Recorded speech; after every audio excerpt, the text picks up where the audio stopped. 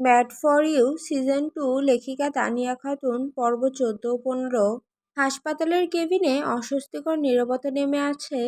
সাদা দেওয়াল, ওষুধের তীব্র গন্ধ আর মাথার উপরের মৃদু আলো, সব মিলিয়ে পরিবেশটা আরো ভারী লাগছে। কেবিনের মাঝখানে রাখা বেডে গম্ভীর মুখে বসে আছেন রুহির আব্বু। তার ডান পায়ে মোটা ব্যান্ডেজ করা, মাঝে মাঝে ব্যথায় পুরো পা টনটন করে উঠছে, কিন্তু তবুও মুখে কোনো কষ্টের ছাপ প্রকাশ করছেন না তিনি। বরং চোয়াল শক্ত করে বসে আছেন, যেন ব্যথার চেয়েও তার অহংকারে বেশি আঘাত লেগেছে। পাশেই উদ্বিগ্ন মুখে বসে আছেন রুহির আম্মু। তিনি বারবার স্বামীর দিকে তাকাচ্ছেন। মুখের অস্বাভাবিক শক্ত ভাবটা দেখেই বুঝতে পারছেন ব্যথা যথেষ্টই হচ্ছে, তবুও লোকটা স্বীকার করবেন না। অবশেষে তিনি ধীরে গলায় আবার জিজ্ঞেস করলেন, খুব ব্যথা করছে? রুহির আব্বু সঙ্গে সঙ্গে মাথা নাড়লেন, না। কিন্তু সেই না এর সাথে সাথে তার কপাল কুঁচকে উঠল। রুহির আম্মু দীর্ঘশ্বাস ফেললেন। তিনি খুব ভালো করেই জানেন লোকটা যতই শক্ত সাজুক, ব্যথায় ভেতরে ভেতরে অস্থির হয়ে আছেন।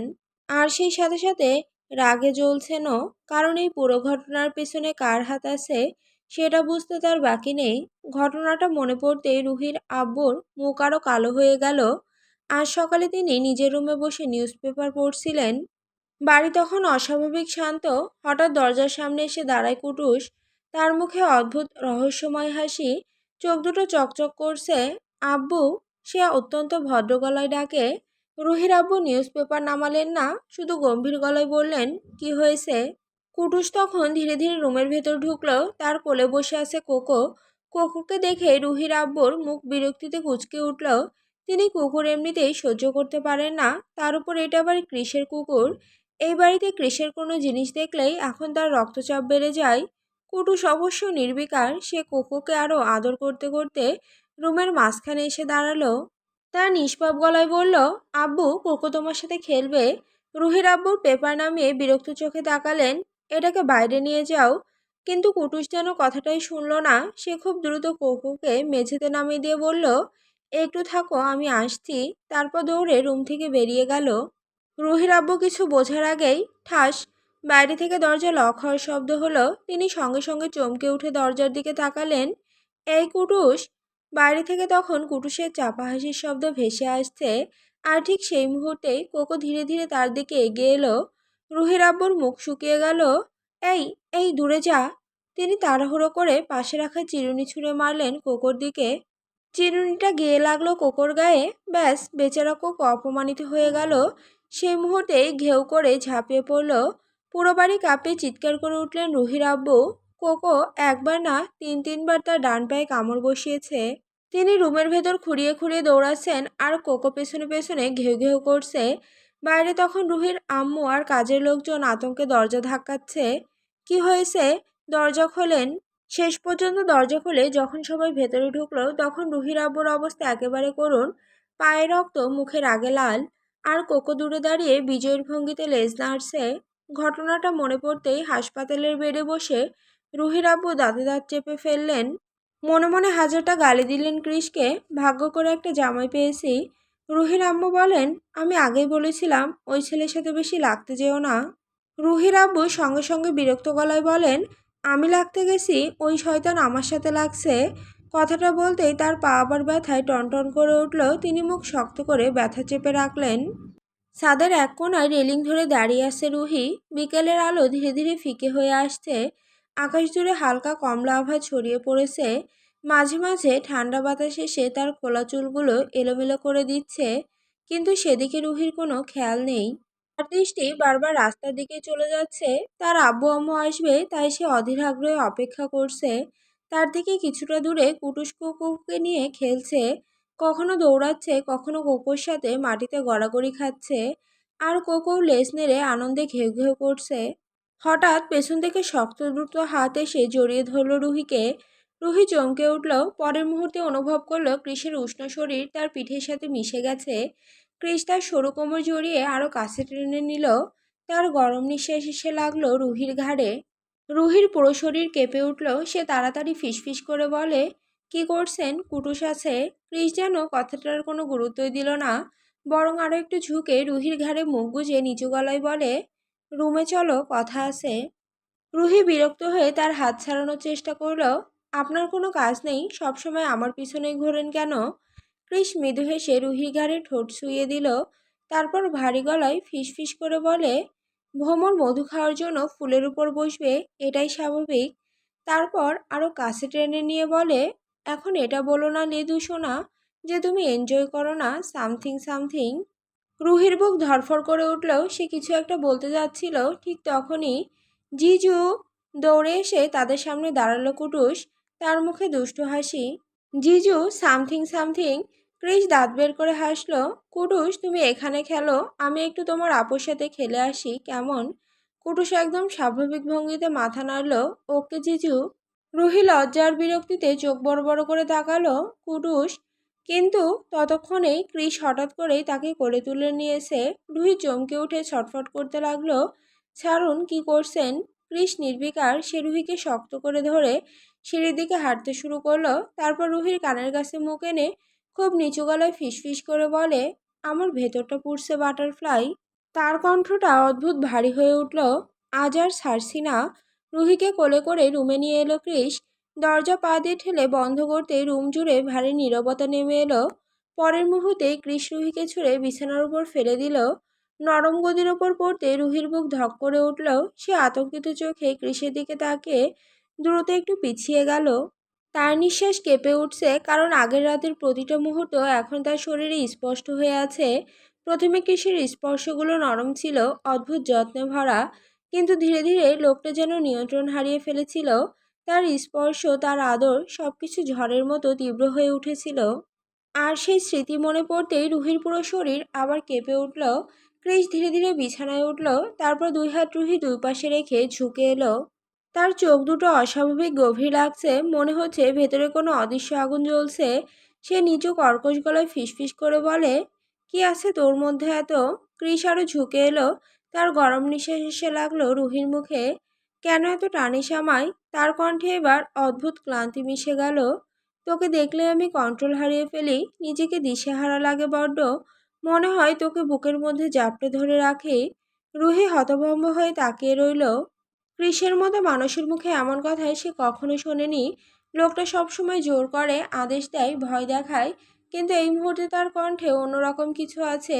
কৃষ ধীরে ধীরে রুহির গালে হাত রাখলো। আঙুলের ডগা দিয়ে আলতো করে শুয়ে দিল তার ঠোঁট। বিশ্বাস কর, যদি তুই কষ্ট না পেতিস। সে থামলো, চোখ সরু করে গভীরভাবে তাকালো রুহির দিকে। তাহলে প্রতি ঘন্টায় তোকে আদরে ভরিয়ে দিতাম। কথাটা শুনে রুহির চোখ বিস্ময়ে বড় হয়ে গেল। তার পুরো মুখ লাল হয়ে উঠল। মাথার ভিতর যেন ঝড় বয়ে গেল। প্রতি ঘন্টায়? মানুষ এসবও বলে, এসবও করে? লজ্জা, বিস্ময় আর অদ্ভুত এক অনুভূতিতে তার বুক কেঁপে উঠল। ঠিক তখনই বাইরে থেকে রুহির আমর গলা ভেসে এলো, রুহিমা, একবার এদিকে আয়। মুহূর্তের মধ্যে কৃষের মুখ গোমরা হয়ে গেল। সে বিরক্ত হয়ে চোখ বন্ধ করলো। তারপর গভীর নিঃশ্বাস ফেলে ধীরে ধীরে উঠে দাঁড়ালো। স্পষ্টই বোঝা যাচ্ছে তার পুরো মুড নষ্ট হয়ে গেছে। রুহি লজ্জায় আড়াআড়ি উঠে বসলো। কৃষ বিরক্ত মুখে চুলে হাত চালিয়ে দরজার দিকে তাকালো। তারপর নিচু গলায় বিড়বিড় করে বলে, এই বাড়িতে প্রাইভেসি বলে কিছু নেই। রুহি ঠোঁট কামড়ে হাসি চেপে রাখলো। ক্রিস সেটা দেখে চোখ শুরু করলো। তারপর হঠাৎ আবার ঝুঁকে এসে রুহির থুতনি ধরে বলে, হাসছিস কেন? রুহি তাড়াতাড়ি মাথা নাড়ল, না তো। ক্রিস কিছুক্ষণ তার দিকে তাকিয়ে রইল। তারপর নিচু ভারী গলায় বলে, আমরা আজ রাতে বাড়ি ফিরবো বাটারফ্লাই। তার চোখে আবার সেই তীব্র দৃষ্টি ফুটে উঠল। আমার আর ধৈর্য নেই। রাতের রাস্তা চিরে ফুল স্পিডে গাড়ি চালাচ্ছে ক্রিস। মাথার ভেতর যেন দাও দাও করে আগুন জ্বলছে। মুখ জুড়ে কঠিন আর ভয়ঙ্কর এক নীরবতা। সে রুহিকে নিয়ে আজ রাতে বাড়ি ফিরতে চেয়েছিল, কারণ একান্তে রুহিকে নিজের কাছে পাওয়ার আকাঙ্ক্ষা তাকে ভেতর থেকে অস্থির করে তুলেছিল। কিন্তু রুহি রাজি হয়নি। উল্টো কান্না জড়ানো কণ্ঠে বলেছিল, আমি আজ ফিরবো না, সকালে যাব। এই কথাটুকু যেন কৃষের ধৈর্যের শেষ সীমা ভেঙে দেয়। রাগ আর অদ্ভুত এক দহন বুকে নিয়ে সে রুহির পুরো রুম তছনছ করে বেরিয়ে আসে। তারপর বাইক নিয়ে ঝড়ের বেগে রাস্তায় নেমে পড়ে। চারপাশের বাতাস কেঁপে উঠছে তার গতিতে। রাস্তার লাইটগুলো চোখের সামনে ঝাপসা হয়ে পিছিয়ে যাচ্ছে, অথচ কৃষের মাথার ভেতরের ঝড় থামছে না। হঠাৎ করেই তার মাথায় অন্য এক চিন্তা আসে। চোখের দৃষ্টি আরো ধারালো হয়ে ওঠে। পর মুহূর্তে সে ব্রেক কষে বাইকটা ঘুরিয়ে নেয় উল্টো দিকে। রাত ক্রমশ গভীর থেকে গভীরতর হয়ে উঠছে। নিস্তব্ধতায় ডুবে গেছে পুরো বাড়ি। চারপাশে এমন এক থমথমে নীরবতা বিরাজ করছে, যেন পৃথিবীর সমস্ত শব্দ কোথাও গিয়ে থেমে আছে। জানালার ফাঁক গলে আসা মেলান চাঁদের আলো ঘরের মেঝেতে ছড়িয়ে পড়ে এক অদ্ভুত আবছায়া তৈরি করেছে। দিনভর ক্লান্তির পর বাড়ির সবাই তখন গভীর ঘুমে আচ্ছন্ন। রুহিও তার ব্যতিক্রম নয়। নিজের ঘরের মাঝখানে বড় বিছানাটার ওপর হাত পা ছড়িয়ে নিশ্চিন্তে ঘুমিয়ে আছে সে। যেহেতু কৃষ নেই, তাই আজ যেন একটু স্বস্তি নিয়ে ঘুমাতে পেরেছে রুহি। তার এলোমেলো চুল ছড়িয়ে আছে বালিশ জুড়ে, মুখে ক্লান্ত অথচ শান্ত এক আবেশ।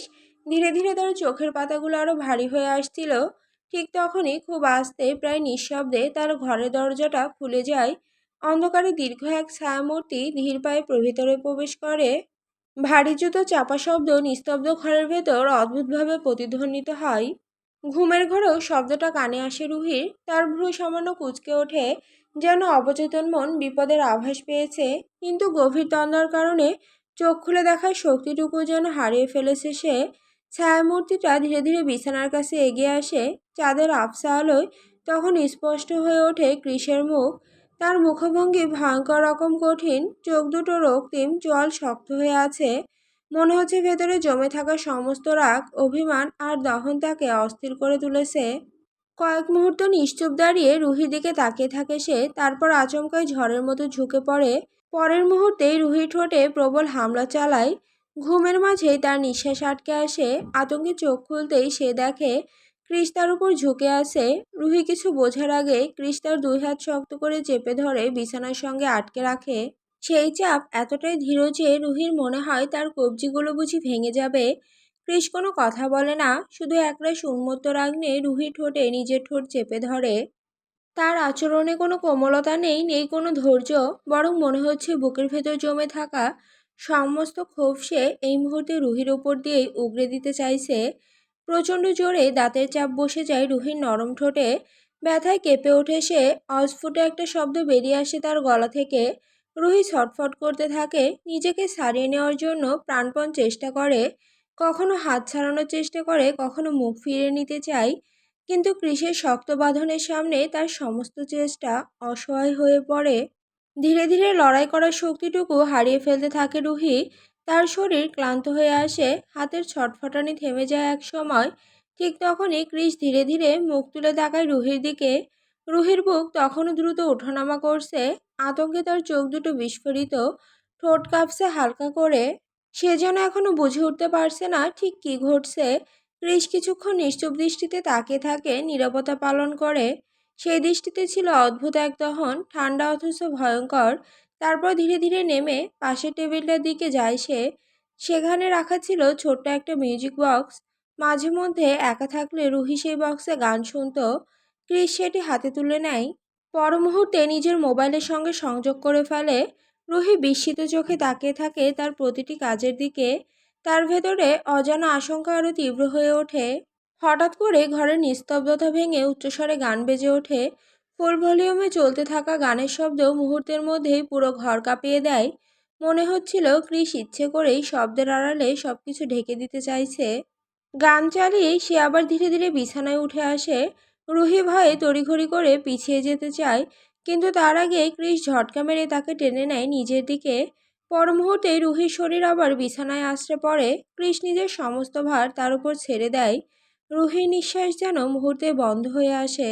সে চোখ মুখ কুঁচকে কিছু বলতে চেয়েছিল, হয়তো থামতে বলতে চেয়েছিল তাকে, কিন্তু ঠোঁট খুলে শব্দ বের করার সুযোগটুকু দেয় না কৃষ। আবারও ঝড়ের মতো নেমে আসে তার ঠোঁটে। কোনো কোমলতা নয়, কোনো ধৈর্য নয়, শুধু দখল, জেদ আর উন্মত্ত এক আধিপত্য যেন ছড়িয়ে পড়ে তার আচরণে। রুহির কাঁপতে থাকা শরীরটাকে শক্ত করে চেপে ধরে। তার এক হাত ধীরে ধীরে উপরের পোশাকের ভাঁজ পেরিয়ে এগিয়ে যায়, মুঠো শক্ত হয়ে আসে কাপড়ের ওপর। রুহির আতঙ্কে শরীর শক্ত করে ফেলে, চোখের কোণে জমে ওঠে পানি। ঘরের ভেতর তখন উচ্চস্বরে বাজতে থাকা গানের তালে তালে ভারী হয়ে ওঠে দুজন মানুষের অসামঞ্জস্য নিঃশ্বাসের শব্দ। আরও এক ধাপ এগিয়ে আসে কৃষ। তার চোখ দুটো তখন অদ্ভুতভাবে জ্বলছিল। হঠাৎ করে সে রুহিকে নিজের দিকে টেনে বসায়। অপ্রস্তুত রুহি ভারসাম্য হারিয়ে কৃষের বুকের উপর এসে পড়ে। পর মুহূর্তে কৃষের দুই হাতের টানে এলোমেলো হয়ে যায় রুহির পরনের টপ। ঘটনার আকস্মিকতায় কেঁপে ওঠে রুহি। লজ্জার সঙ্গে সঙ্গে মুখ নুয়ে আসে তার, চোখ তুলে কৃষির দিকে তাকানোর সাহসটুকু যেন হারিয়ে ফেলে সে। সেই তীব্র গাঢ় দৃষ্টি তাকে আরো বেশি অস্থির করে তুলছিল। শেষ পর্যন্ত বাধ্য হয়ে নিজেকে আড়াল করার জন্য কৃষের বুকে মুখ লুকিয়ে ফেলে রুহি। তার উষ্ণ নিঃশ্বাস বারবার আছড়ে পড়ছিল কৃষের বুকে, আর সেই স্পর্শে কৃষের ভেতরে দহন যেন আরো তীব্র হয়ে উঠছিল। দুজনের শরীরের ঘর্ষণে ধীরে ধীরে এক অদ্ভুত শিহরণ ছড়িয়ে পড়ে চারপাশে। রুহির আঙুলগুলো অজান্তেই শক্ত হয়ে চেপে ধরে কৃষের শার্ট। ঘরের ভেতর তখন উচ্চস্বরে বাজতে থাকা গান, ভারী নিঃশ্বাসের শব্দ, আর দ্রুত কাঁপতে থাকা হৃদস্পন্দন, সবকিছু মিলিয়ে এক অদ্ভুত উত্তেজনায় ভরে উঠেছিল পরিবেশটা। ক্রিস ধীরে ধীরে হাত বাড়িয়ে রুহির শেষ আবরণটুকু সরিয়ে দেয়। লজ্জায় রুহির চোখ বুজে আসে, তার গাল দুটো রক্তিম হয়ে ওঠে। সে দুর্বলভাবে ক্রিসের বুকের কাছে নিজেকে আরো গুটিয়ে নিতে চাইলেও ক্রিস ঠেলে আবার বিছানায় শুইয়ে দেয়।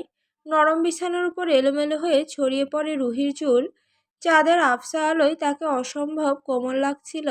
ক্রিস ধীরে ধীরে তার উপর ঝুঁকে আসে, তার সুঠাম উত্তপ্ত দেহের নিচে চাপা পড়ে যায় রুহি। হালকা ব্যথায় কেঁপে উঠে অস্ফুট স্বরে গুঙিয়ে ওঠে সে, কিন্তু সেই শব্দ মুহূর্তেই মিলিয়ে যায় ঘরে বাজতে থাকা গানের তীব্র আওয়াজে।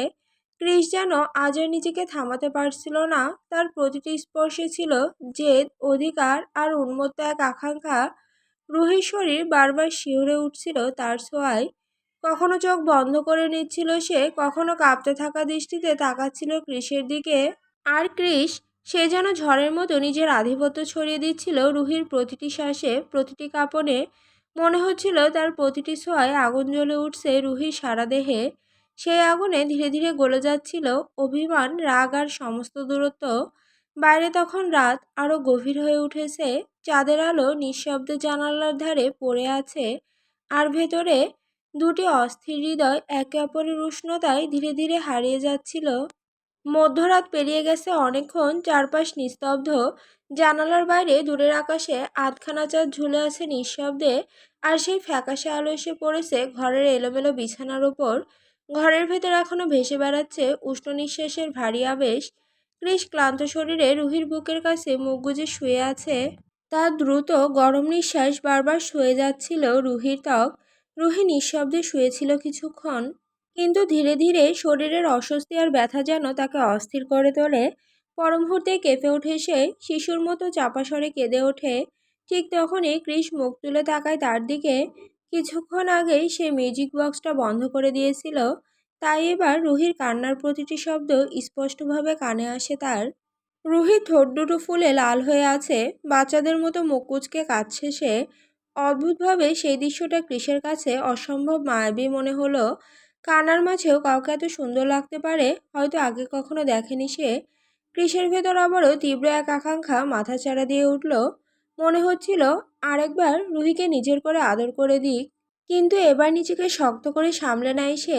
ধীরে ধীরে হাত বাড়িয়ে রুহির চোখের কোণে জমে থাকা পানি মুছে দেয়, তারপর খুব যত্ন করে কপালে একটা গাঢ় চুম্বন এঁকে ফিসফিস স্বরে বলে, ডোন্ট ক্রাই বাটারফ্লাই।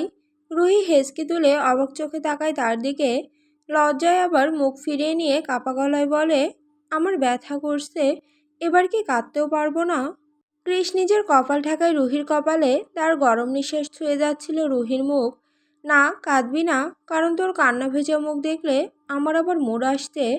এখন যদি আবার আমি বেসামাল হয়ে যাই, পারবি আমাকে সামলাতে? কথাটা বলেই দুষ্টুমি ভরা দৃষ্টিতে তাকালো সে। আরেকবার কাদায় বাটারফ্লাই।